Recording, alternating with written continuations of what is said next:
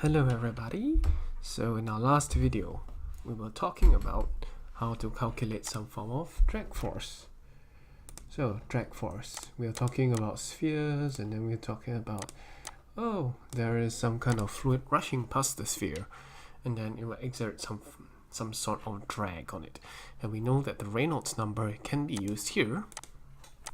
Just calculate some sort of Reynolds number, and that will help us to see how much drag this sphere is experiencing.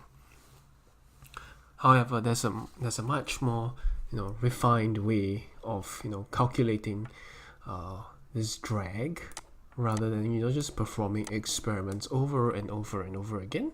That's a really exact way, and this is known as the Navier-Stokes equations, which are the governing equations for fluids, and they govern the force and mass balances of the fluids. So this will be the subject of our interest for the next couple of videos, and we are going to derive it. Now, what exactly are these Navier-Stokes equations, and why are they so important? Alright, why are they so important? Well, because, let's say you're designing some sort of a wing or heat exchanger. Okay, so we'll have the same fluid, we'll have an airfoil or wing. Okay, so you're gonna have a fluid flow over the wing and fluid flow underneath the wing, and this is supposed to guarantee some lift. So this is some lift force, and obviously you'll have some drag forces as well. Or I can just put FD, just my preferred notation.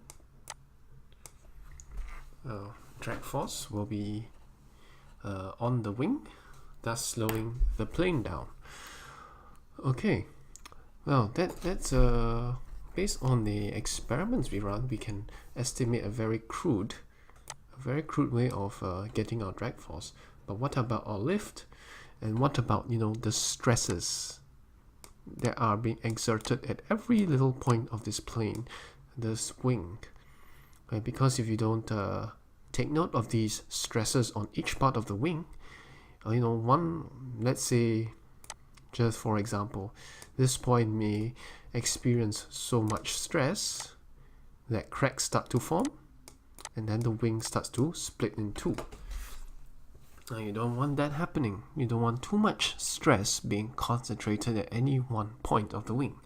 So you kind of want to know what are the stresses exerted by the fluid on the wing at each point of the wing, so that the stresses at any one point of the wing won't be too much. Right? You've heard about stress before?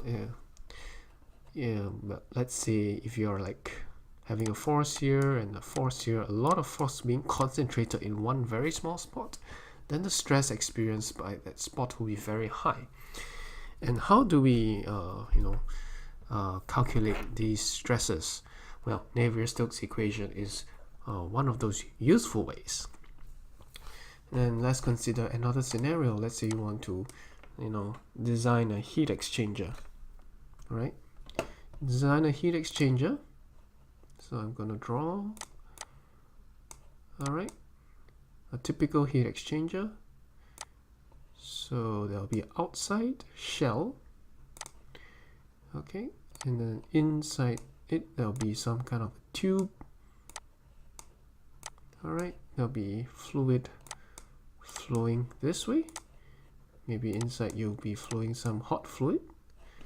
So let's put the hot fluid here. And then you'll have some cold fluid. Alright, the cold fluid will be going from here, let's say, to here.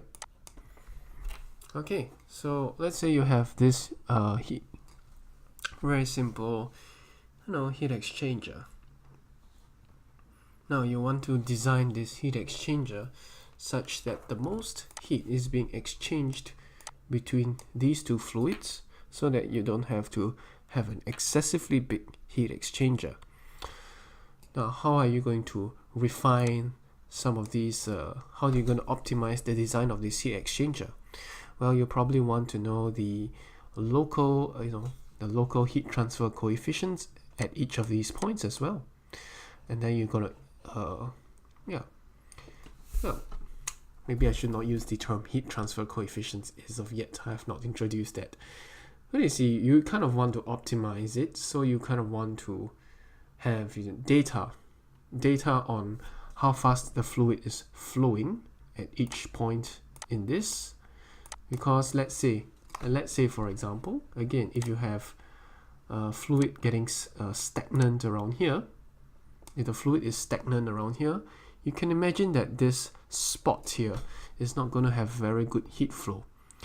Okay, it's because when you talk about convection heat transfer, you want the fluid to be mixing around as much as possible so that you can circulate the heat.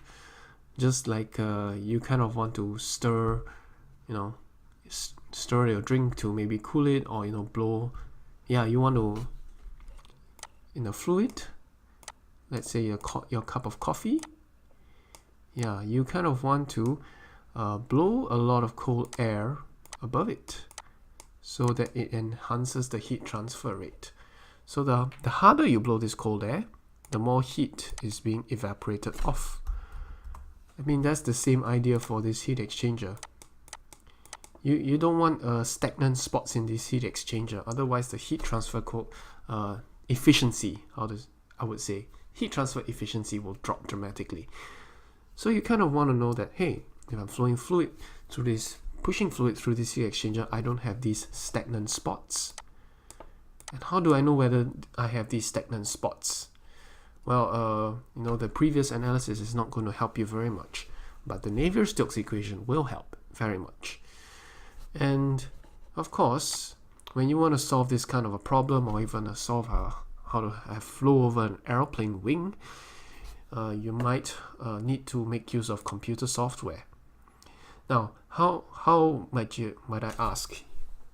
How are we going to put this whole heat exchanger problem, or let's say the aeroplane problem, or some turbine problem, etc., how are we going to put it into our what do you call that? How are we going to put it into our computer? You can't, right? The computer doesn't understand what this is. The computer doesn't understand what this orange box represents. It does not understand what these represent. So no. So how are we going to do that? We need to input some math equations into the computer. So somehow you have to describe this heat exchanger, or you have to describe this aeroplane wing in the form of a mathematical equation so that we can chug it into our computer.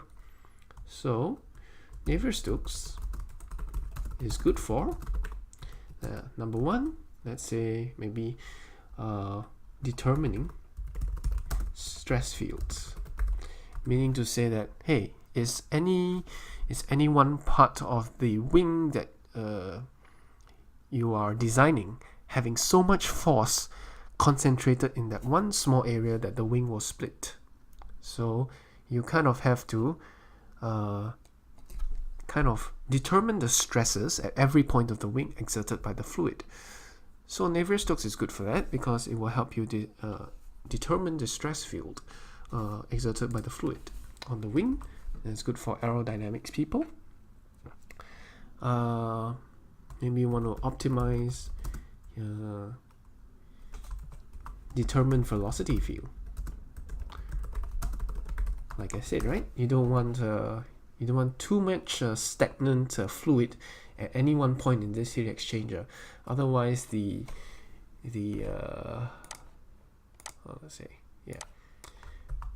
heat transfer efficiency will drop a lot. So I'm just going to leave this little diagram here that looks something like a playing card or something like that, but it's not. You can't see this is like a King of Hearts or something. Never mind. Yeah, but you get the idea. you kind of want to determine the velocity field inside, let's say, the pipe or any kind of opening that you want. Okay, and of course, lastly, you need it for computer simulations, which are namely computational fluid dynamics. So if you heard of COMSOL before, or OpenFlow, these are some of the softwares that are being used, or even ANSYS. These are some of the software being used to simulate fluid flow, and this is a very big field in itself. Probably can spend a PhD doing studies on just these, CFD, right? And now we want to start. I've been babbling on for almost 11 minutes, telling you why we need to derive these rather complicated looking and scary looking Navier-Stokes equations. So, what are Navier-Stokes equations? What are Navier-Stokes equations? Well, these are basically mass balances and force balances. Nothing more than that. The Navier-Stokes equation can be summarized as mass and force balance done on the microscopic scale.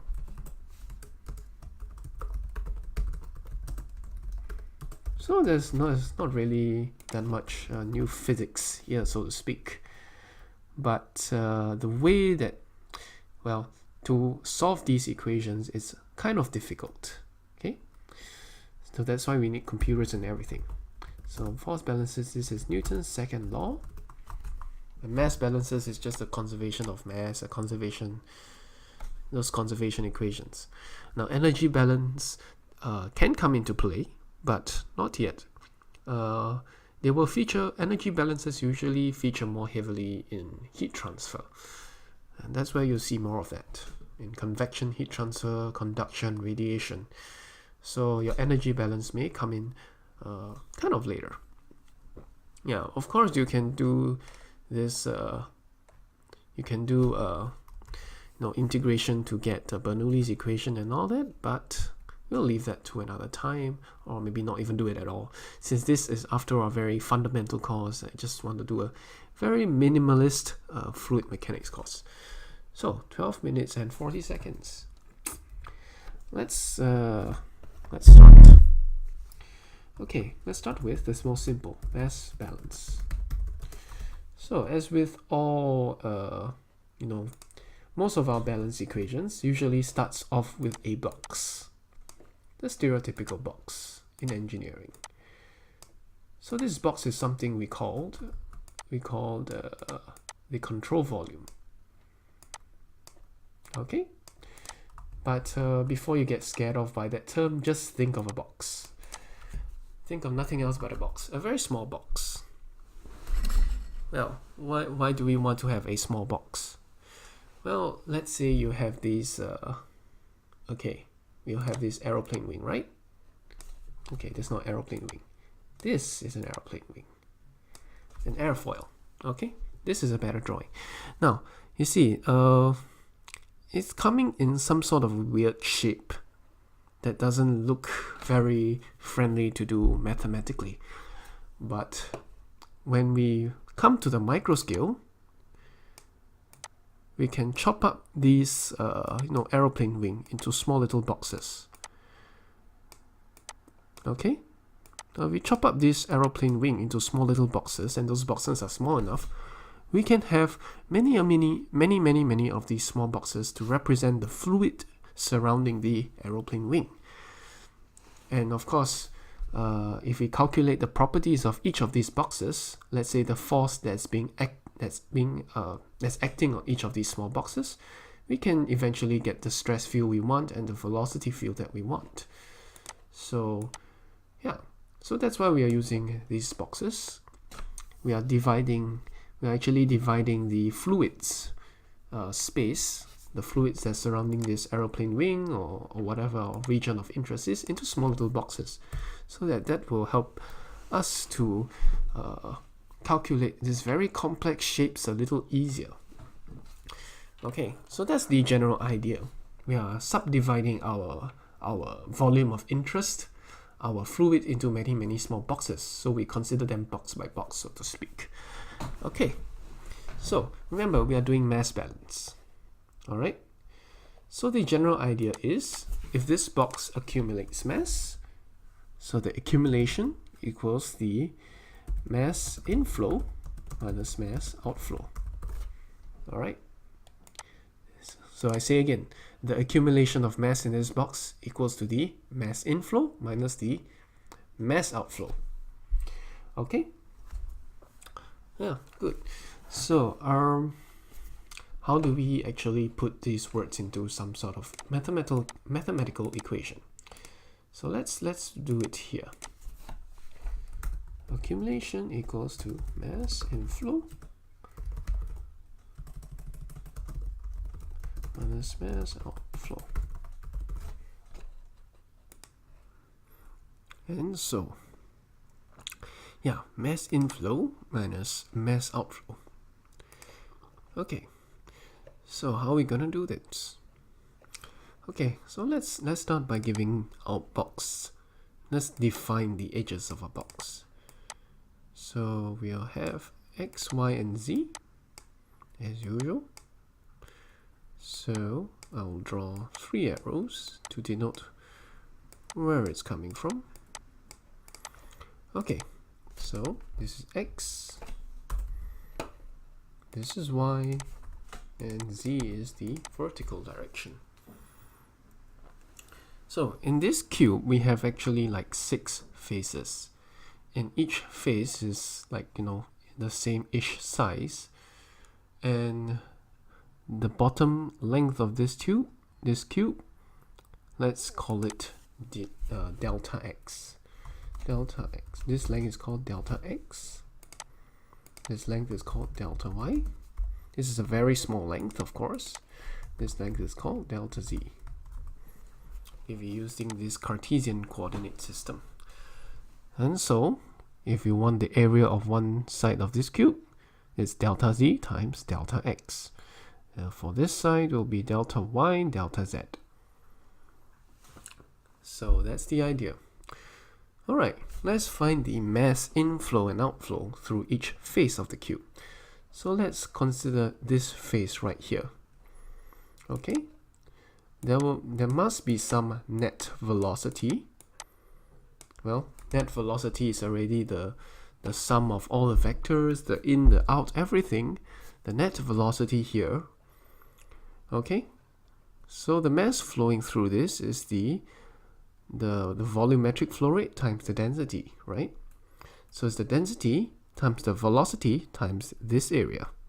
So I say again, if there's fluid, a net flow of fluid through here with the net velocity, okay, there's some net velocity. Let's call this velocity v. This velocity is called v, and this is the area. So the velocity times this area will become the volumetric flow rate. So let's write the velocity times the area equals to volumetric flow rate. This is a generic kind of a thing. And if you want the mass flow rate, that will equals rho VA. If A is the cross-sectional area, and then this rho is this density, and V is this velocity here. And why is it called V? Okay, we'll call the velocity in this direction V, velocity in the x direction U, and any velocity in the z direction we call it W. Now that's the standard convention in fluid mechanics. So let's evaluate the net flow rate of mass into this phase. So net flow rate, okay, net flow rate in, let's say, this phase here, we'll call it phase 1 in the y direction. Okay, so this is normal perpendicular to the y direction. So this phase here and the phase behind this. So that will be the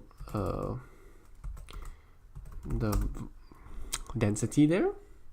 the area there, which is delta z delta x multiplied by v. Okay, that's all. So we'll evaluate it at, let's call this y. Okay, it's a bit hard to see in this cube, so let's consider this side, what I'm highlighting in blue, this side and the opposite side, and we don't care about the other faces. So one side and the other side.